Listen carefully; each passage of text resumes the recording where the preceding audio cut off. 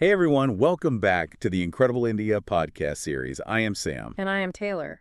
Have you ever had one of those days where the sheer volume of your daily life just feels entirely unmanageable? Oh, yeah. Every Monday. Right. You know that feeling. Your phone is just constantly buzzing with notifications. The inbox is this bottomless pit, and the traffic outside your window is just a grinding hum. It is a lot to process. It is.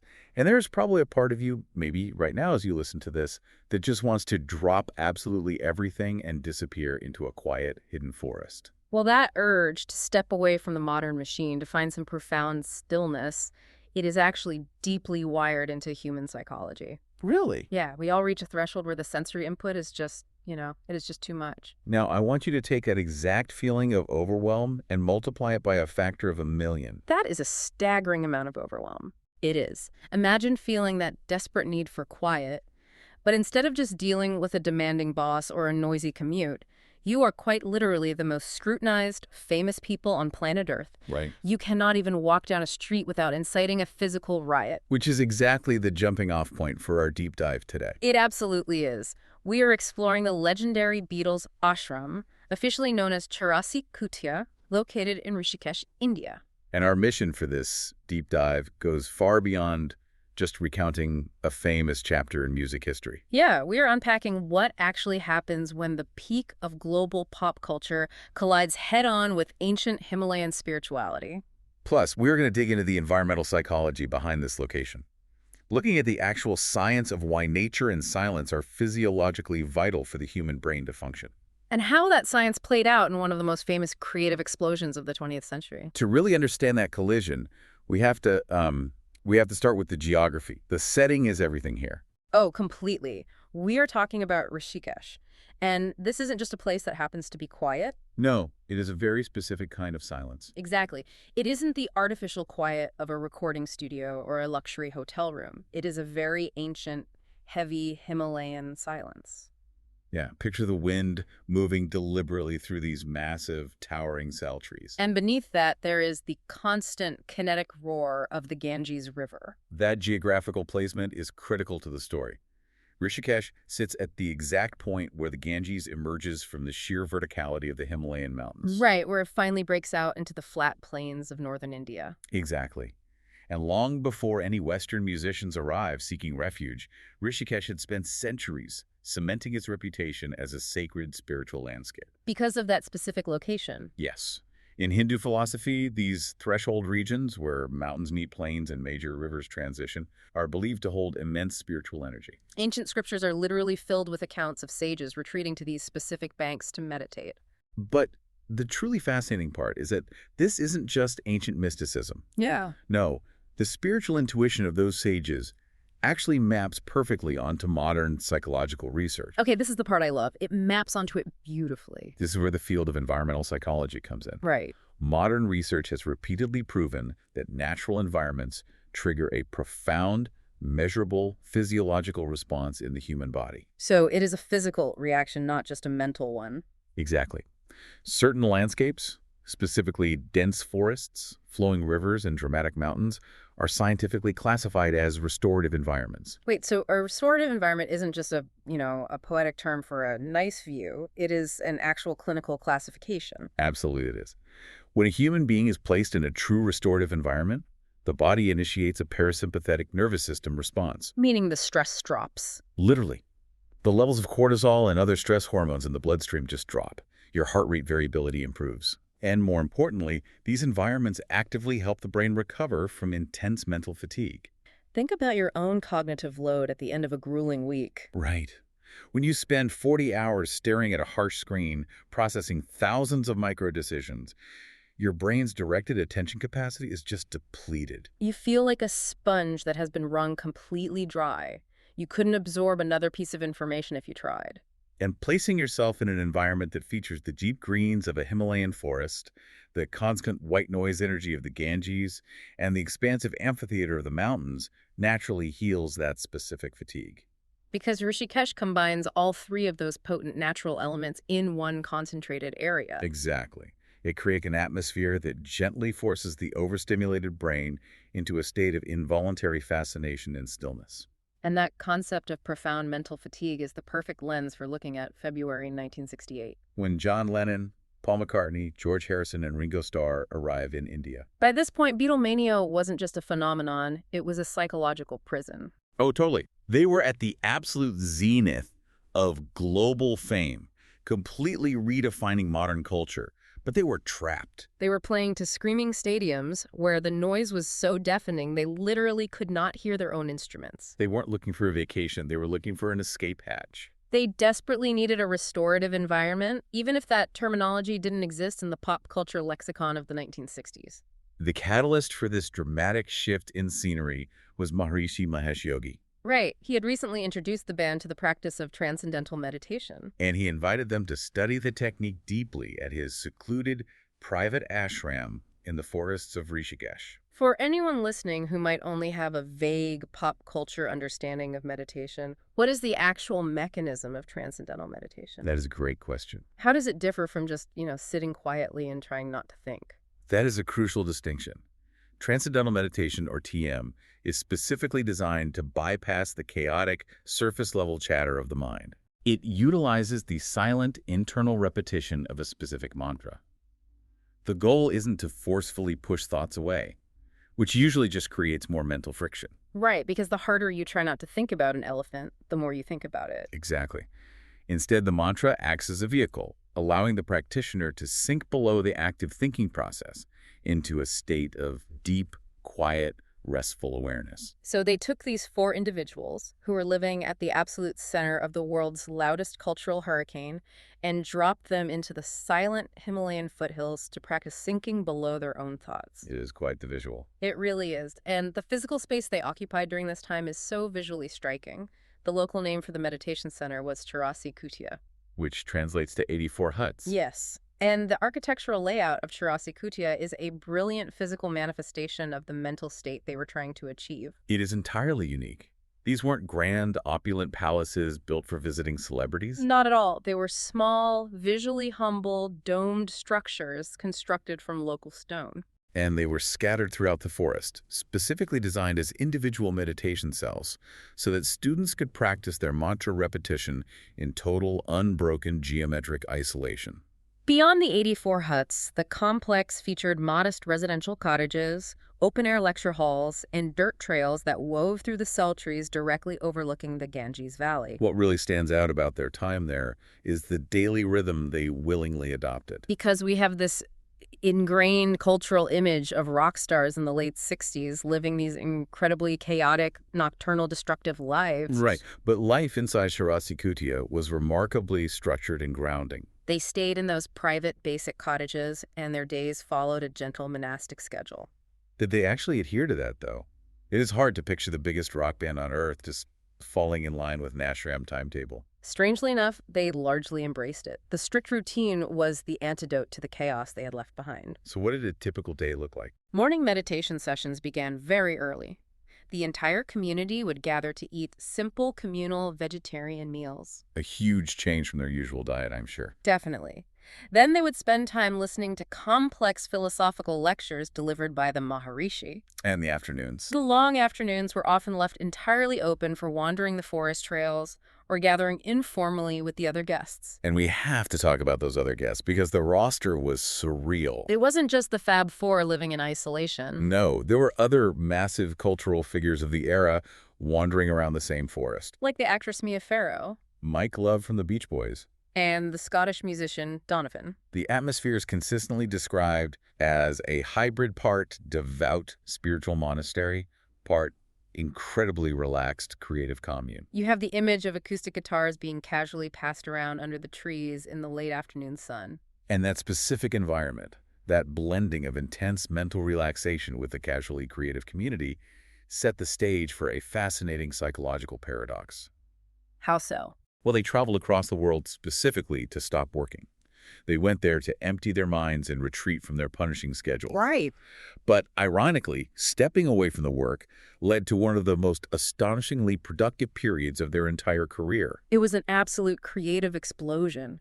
Freed from the relentless demands of touring, press conferences, and the intense pressure of the London recording studios, they started writing music at a staggering pace. Just unbelievable output. Dozens of songs were composed right there on acoustic guitars in the Himalayan foothills. These are the tracks that would eventually form the massive foundation of their 1968 double album, universally known as the White Album. And the location profoundly influenced the music itself. You can hear the environment in the tracks. You really can. So many of these songs have this stripped-down, acoustic, incredibly intimate feel. We are talking about legendary tracks born under the cell trees, like Dear Prudence, Mother Nature's Son, Blackbird, and Sexy Sadie. Yeah. They were just pouring out of them without the aid of massive studio production. This raises a brilliant question regarding human performance. Which is? Why did forcefully stopping their work actually make them so much better at it? How does sitting in a stone hut, repeating a silent mantra, lead to Blackbird? This is where the neuroscience of creativity provides a fascinating explanation. Researchers have extensively studied how relaxed mental states actively drive idea generation, and it heavily involves something called the brain's default mode network. I have heard that term thrown around in productivity circles.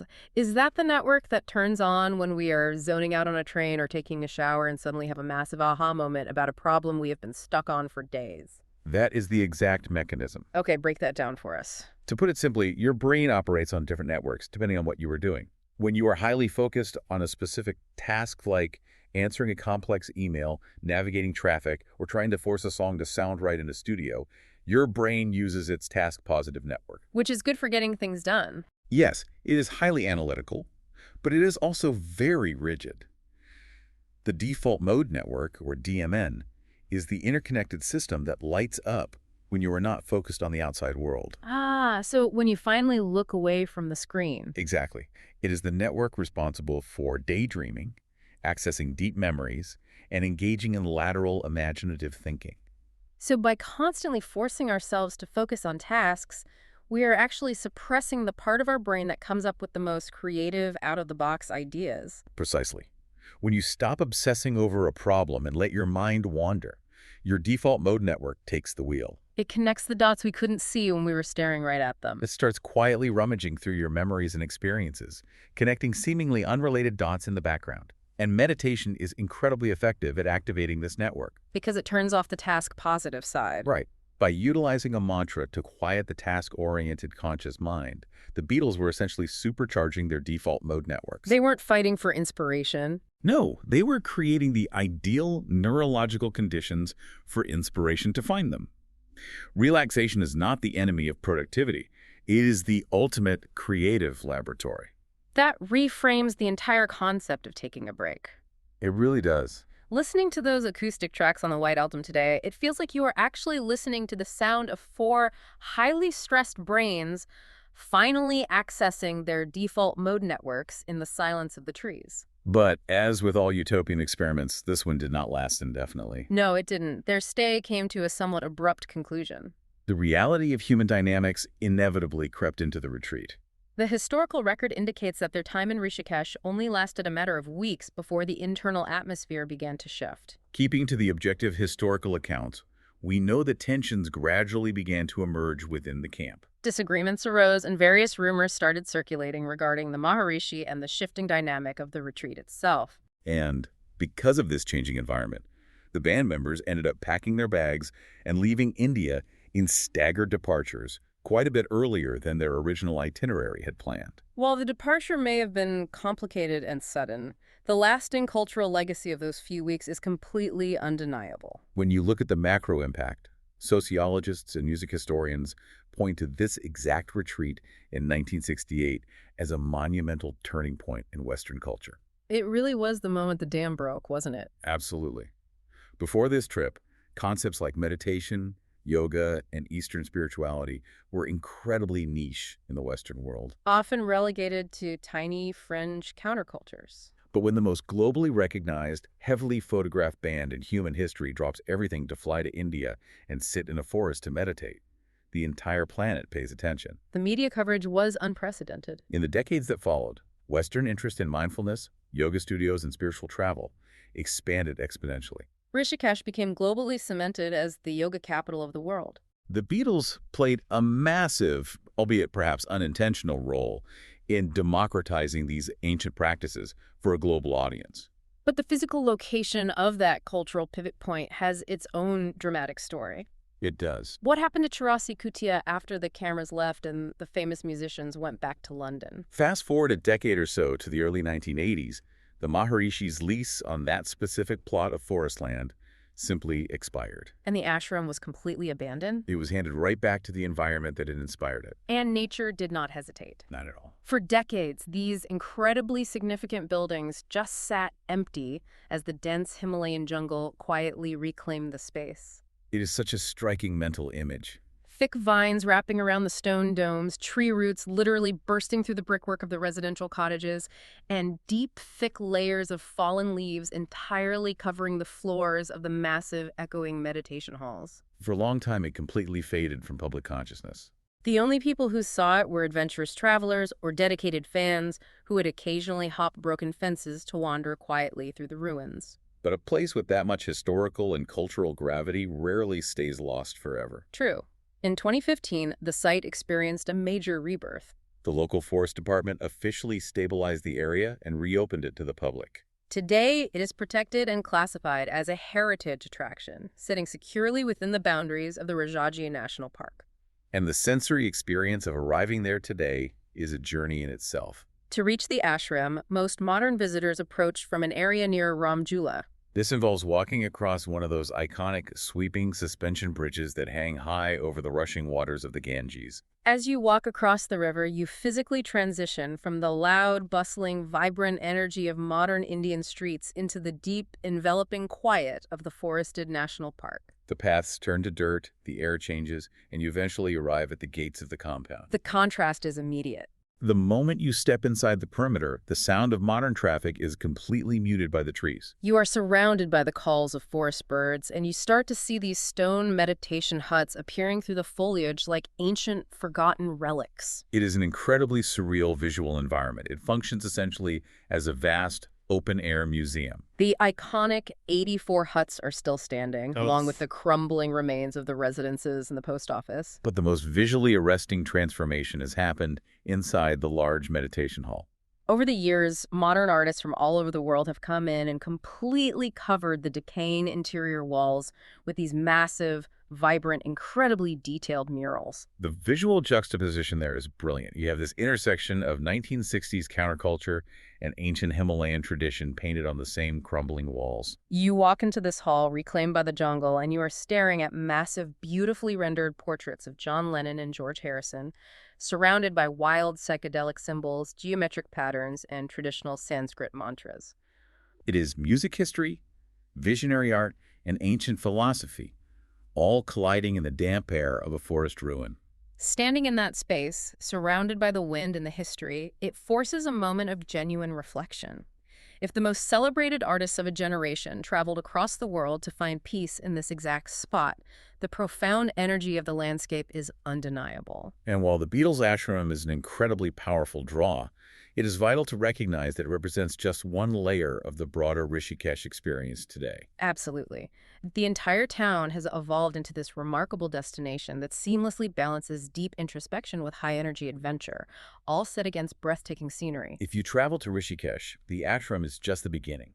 The region offers so many dynamic ways to engage with the landscape. You can walk across the historic Lakshman Jhula Bridge, taking in the massive scale of the river valley. As the sun sets, you can sit by the riverfront ashrams and witness the Ganga Aarti ceremonies. These are deeply moving, fiery, spiritual rituals performed right on the edge of the rushing water, complete with chanting and music that echoes off the mountains. On the active side of the spectrum, the area is alive, with traditional schools offering immersive yoga and meditation sessions. You can hike the dense forest trails that wind up into the Himalayan foothills. Or, if you want a completely different perspective of the river's power, you can go whitewater rafting right down the Ganges itself.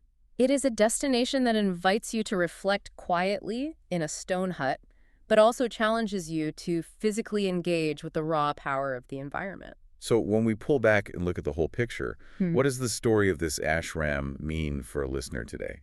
The Beatles were only in Rishikesh for a remarkably short window of time. Yet that brief visit permanently bound this specific Himalayan town to a global narrative about the pursuit of creativity, the necessity of silence, and the profound impact of cultural exchange. The enduring magic of the site is that it continues to draw people for incredibly diverse reasons. Deeply devoted music fans travel there just to stand on the exact soil where legendary acoustic songs were birthed. Spiritual seekers arrive to experience the restorative silence of the sal trees. Photographers and artists are drawn to the haunting, beautiful decay of the jungle ruins juxtaposed with bright psychedelic murals. But beneath all of those individual motivations, the Beatles Ashram is fundamentally a monument to human curiosity. It all comes back to that initial urge to seek something beyond the noise. Exactly. Rishikesh has always been a place where people arrive searching for something elusive. The musicians arrived looking for a temporary escape and profound peace. In the process of finding that silence, they accidentally unlocked an unparalleled era of creativity within themselves, proving that sometimes the best way to move forward is to completely stop. The mountains that shielded them are still there. The Ganges River still rushes with the same kinetic energy. The quiet forest still offers that restorative silence, which leaves us with a compelling question to consider. If you stepped away from the noise of your life and walked into that quiet Himalayan forest today, what do you think you would find? If you decide to travel to India, we have a recommendation. 5 Senses Tours organizes tours across India, which are immersive cultural experiences. You can email contact at 5sensestours.com. Note 5 is as a numeral in contact at 5sensestours.com.